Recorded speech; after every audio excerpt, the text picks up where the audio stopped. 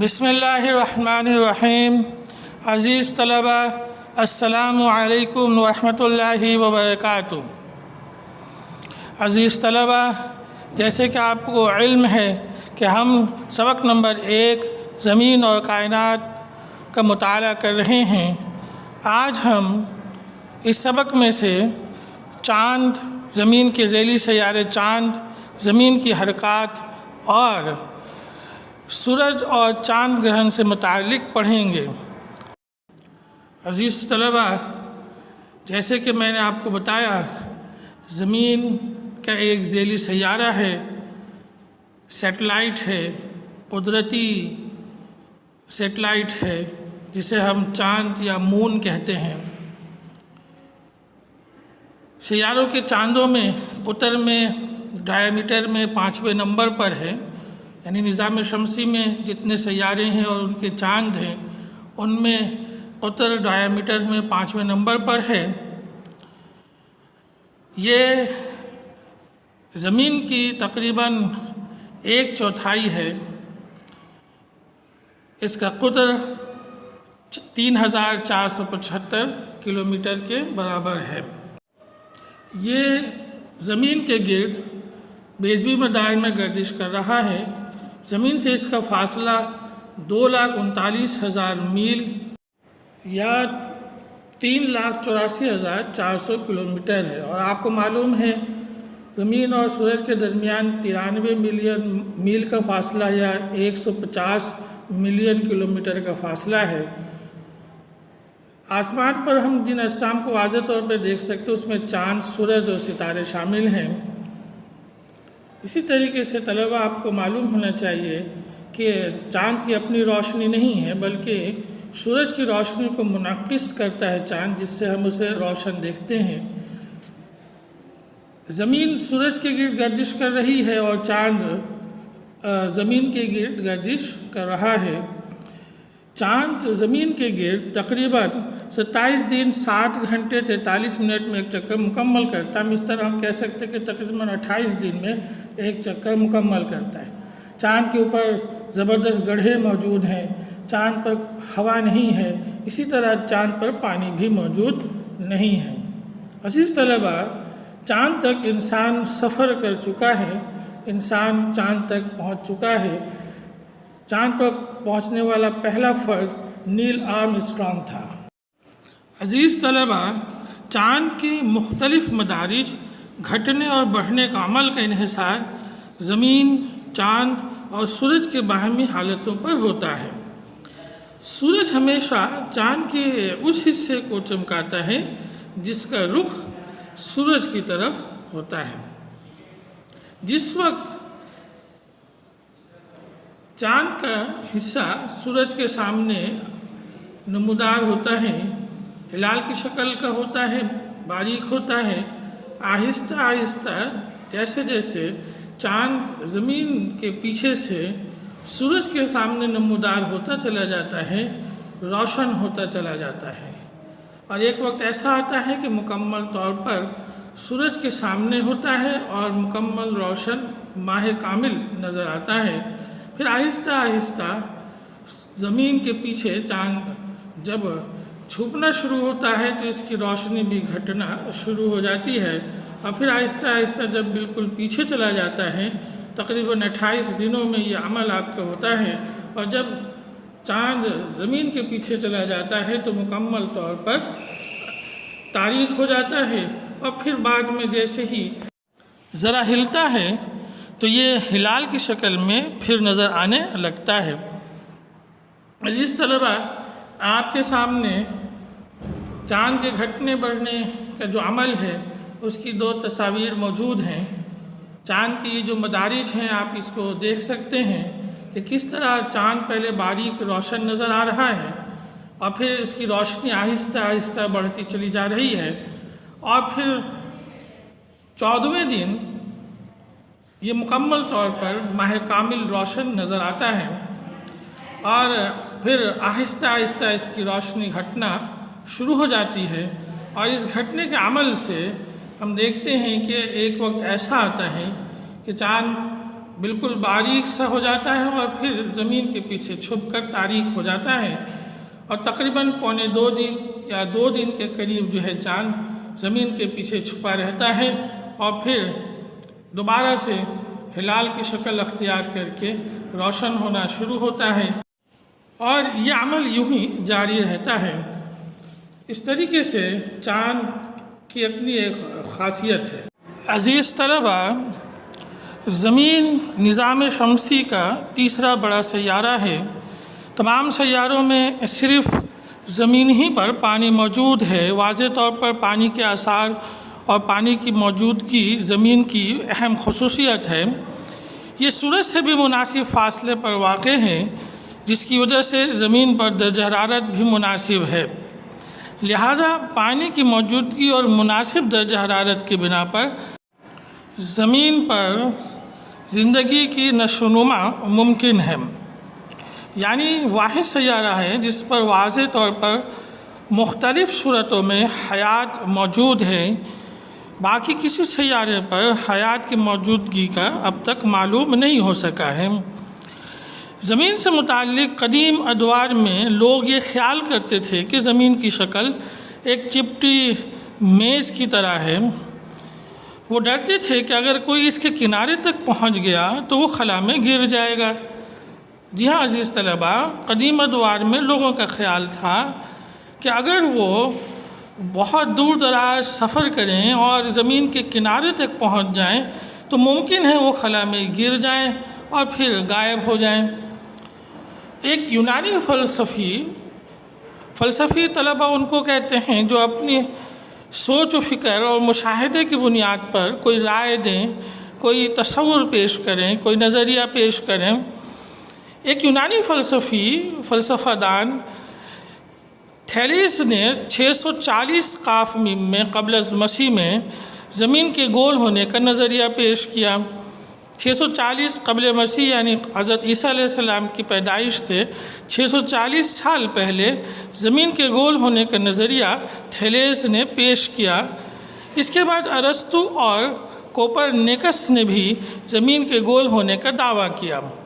آخر کار نیوٹن نے تجربات کی مدد سے ثابت کر دیا کہ زمین واقعی میں مکمل گول ہے، اور آج موجودہ وقت میں ہم طاقتور ٹیلیسکوپ اور مصنوعی سیاروں کی مدد سے اس قابل ہیں کہ خلا میں دیکھ سکیں، اور ہم مشاہدہ کرتے ہیں کہ تمام سیارے تقریباً گول ہیں اور زمین خود بھی گول صورت میں موجود ہے خلا میں، اور سورج کے گرد گردش کر رہی ہے۔ عزیز طلبہ، آئیے اب ہم زمینی حرکات سے متعلق پڑھتے ہیں۔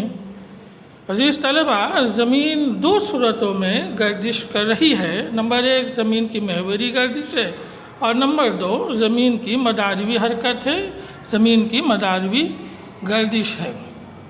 عزیز طلبہ، آئیے ان سے متعلق ہم تفصیل سے دیکھتے ہیں۔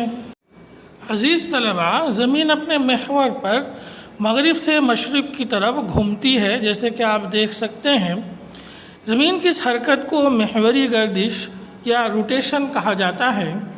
زمین اپنے محور پر ایک چکر 23 گھنٹے 56 منٹ اور 4 سیکنڈ میں پورا کرتی ہے۔ زمین کی اس حرکت کو روزمرہ زندگی میں 24 گھنٹے پر مشتمل تصور کیا جاتا ہے۔ زمین کی محور پر اپنے گھومنے کی رفتار 1660 کلومیٹر فی گھنٹہ ہے۔ اس حرکت کی وجہ سے ہمیں ستاروں کی حرکات کا اندازہ ہوتا ہے۔ اسی طریقے سے اس سے ہمیں وقت کا اندازہ بھی ہوتا ہے۔ اس سے ہمیں اطراف کو بھی پتہ چلتا ہے۔ محوری گردش کی وجہ سے سمندر میں مد و جزر بھی پیدا ہوتے ہیں۔ عزیز طلبہ، مد کہتے ہیں سمندر کے پانی کا ساحل پر دور تک بڑھتا چلے جانا، اسے ہم مد کہتے ہیں، اور جزر سمندر کے پانی کا پیچھے ہٹ جانا، اسے ہم جزر کہتے ہیں۔ اور اس سمندر کے اندر روزانے کی ترتیب میں یہ عمل جاری ہے۔ کئی وجوہات کی بنیاد پر مد و جزر پیدا ہوتے ہیں۔ ان میں سے ایک وجہ زمین کی محوری گردش بھی ہے۔ زمین کی محوری گردش کی وجہ سے بھی مد و جزر پیدا ہوتے ہیں۔ عزیز طلبہ، زمین کی محوری گردش میں شمال اور جنوب کی طرف جو قطبین ہے اس کے ساتھ زمین تقریباً 24 درجے پر جھکی ہوئی ہے اور اس صورت میں سورج کے گرد گردش کر رہی ہے، اور اس گردش کے عمل میں 24 گھنٹے لگتے ہیں جسے ہم ایک دن کے برابر لیتے ہیں، اور زمین کا جو حصہ سورج کے سامنے ہوتا ہے اس حصے میں دن کا وقت ہوتا ہے اور دوسری طرف رات کا وقت۔ اسی طرح زمین سورج کے گرد گردش کر رہی ہے، اسے ہم زمین کی مداروی حرکت یا مداروی گردش کہتے ہیں، جس کو انگریزی میں ریولوشن کہا جاتا ہے۔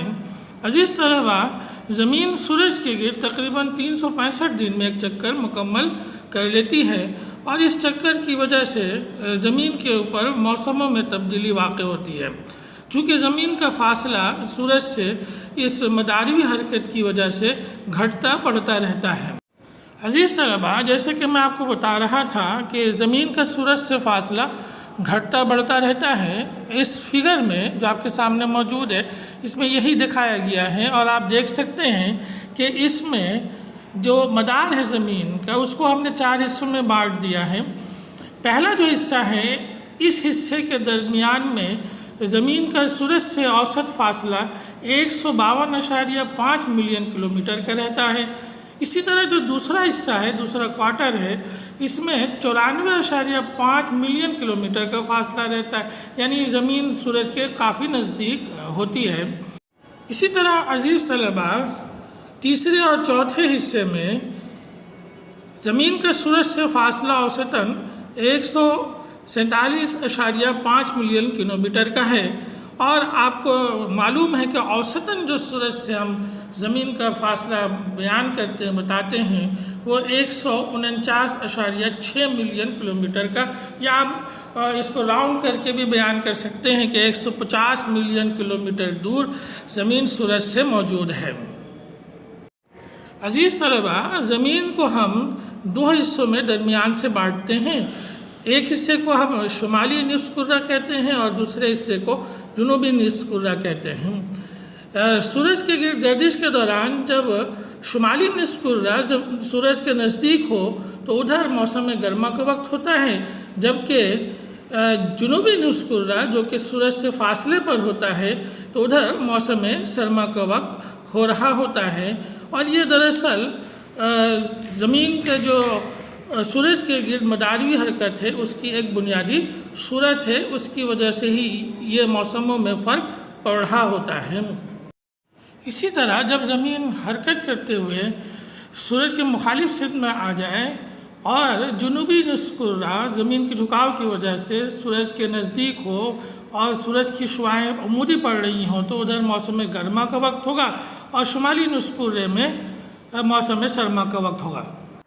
مداروی گردش کی وجہ سے جہاں موسم وجود میں آتے ہیں وہی ہمیں دن کے دورانیے میں کمی یا بیشی کا اندازہ ہوتا ہے کہ کبھی دن لمبے ہوتے ہیں، کبھی چھوٹے ہوتے ہیں۔ عزیز طلبہ، آئیے اب ہم چاند گرہن اور سورج گرہن سے متعلق پڑھتے ہیں۔ عزیز طلبہ، جیسے کہ آپ کو معلوم ہے چاند زمین کا واحد ذیلی سیارہ ہے، اور یہ زمین کے گرد بیضوی مدار میں گردش کرتا ہے، اور زمین، سورج اور چاند 2 مواقع اس طرح کے بناتے ہیں کہ آپس میں ایک دوسرے کے بالکل آمنے سامنے موجود ہوتے ہیں۔ جب یہ صورت ہو تو اسے ہم ایکلپس یا گرہن کہتے ہیں۔ یوں یہ جو عمل ہے اس میں 2 قسم کے ایکلپس ہیں، گرہن ہیں، ایک سورج گرہن ہے اور دوسرا چاند گرہن ہے۔ جب چاند حرکت کرتے ہوئے سورج اور زمین کے درمیان آ جائے اور اس کے سایہ زمین پر پڑے اور سورج کی روشنی زمین تک نہ پہنچ سکے تو اسے ہم سولر ایکلپس یا سورج گرہن کہتے ہیں۔ اس عمل کے دوران چاند کا سایہ زمین پر 2 صورتوں میں پڑ رہا ہوتا ہے۔ عزیز طلبہ، اندرونی گہرے سائے کو امبرا کہتے ہیں، جبکہ بیرونی ہلکے سائے کو پینمبرا کہا جاتا ہے۔ عزیز طلبہ، سورج گرہن کو ہمیشہ خاص قسم کے چشمے کی مدد سے ہی دیکھیں، نہیں تو آنکھوں پر اثر پڑنے کا خدشہ ہوتا ہے۔ عزیز طلبہ، پینمبرا کے سائے زمین کے جس حصے پر پڑ رہے ہیں 1900 پر ہم سورج گرہن کو پارشیل دیکھیں گے، یعنی مکمل سورج گرہن ہم ان علاقوں میں نہیں دیکھ پائیں گے، یعنی جن علاقوں پر چاند کا جو سایہ ہے وہ ہلکا ہے وہاں پر ہم پارشیل یعنی جزوی سورج گرہن دیکھیں گے، جبکہ جہاں گہرے سائے پڑ رہے ہیں یعنی امبرا کے جو علاقے ہیں وہاں پر ہم مکمل سورج گرہن کو دیکھ سکیں گے۔ عزیز طلباء، اسی طرح جس وقت چاند اور سورج کے درمیان رات کے وقت یہ عمل ہوتا ہے کہ جب چاند اور سورج کے درمیان زمین آ جاتی ہے اور زمین کا سایہ چاند کو ڈھانپ لیتا ہے تو چاند گرہن ہوتا ہے۔ عزیز طلباء، اس عمل میں بھی زمین کی 2 قسم کے سائے چاند پر پڑتے ہیں۔ ایک پینمبرا کا سایہ ہوتا ہے کہ جب چاند پینمبرا کے سائے کے اندر موجود ہو تو ہم دراصل جزوی چاند گرہن کو دیکھیں گے، جبکہ امبرا کے سائے کے اندر اگر چاند موجود ہو تو ہم مکمل چاند گرہن دیکھیں گے اور اس وقت چاند لال نظر آتا ہے۔ عزیز طلباء، اسی کے ساتھ الحمدللہ ہمارا پہلا سبق مکمل ہوا۔ اب آپ سے گزارش ہے کہ اس مکمل سبق سے اور جتنے بھی لیکچرز اب تک آپ کے لیے تیار کیے گئے ہیں ان کے اندر موجود اہم معلومات کو رف کاپی پر لکھ کر، اہم نکات کو رف کاپی پر لکھ کر لازمی یاد کریں تاکہ امتحان کے نزدیک اور امتحان کے وقت آپ کے لیے آسانی کی صورت بنے۔ عزیز طلباء، اب آئیے ہم کچھ مختصر جواب کے سوالات دیکھ لیتے ہیں۔ اس سے پہلے ہم 6 مختصر جوابات کر چکے ہیں، آپ کر چکے ہوں گے جرنلز کے اوپر۔ آج ہم مزید 3 سوالات آپ کو بتاتے ہیں۔ ان 3 سوالوں کو بھی آپ اپنے جرنل پر تحریر کریں گے۔ اس طرح آج کا جو پہلا سوال ہے اور آپ جرنل پہ جو کریں گے وہ 7واں سوال ہوگا، سیارہ زہرہ انتہائی گرم کیوں ہے؟ تو آپ سبق میں موجود سیارہ زہرہ سے متعلق پڑھیں، اس میں واضح طور پر موجود ہے، وہاں سے دیکھ کر جواب تحریر کریں گے۔ اسی طرح دمدار ستارے کیا ہیں؟ تو سبق میں دمدار ستارے کی ہیڈنگ کو دیکھیے اور وہاں سے آپ جواب تیار کر سکتے ہیں۔ اسی طرح چاند کا قطر اور زمین کے گرد چکر کا دورانیہ تحریر کریں۔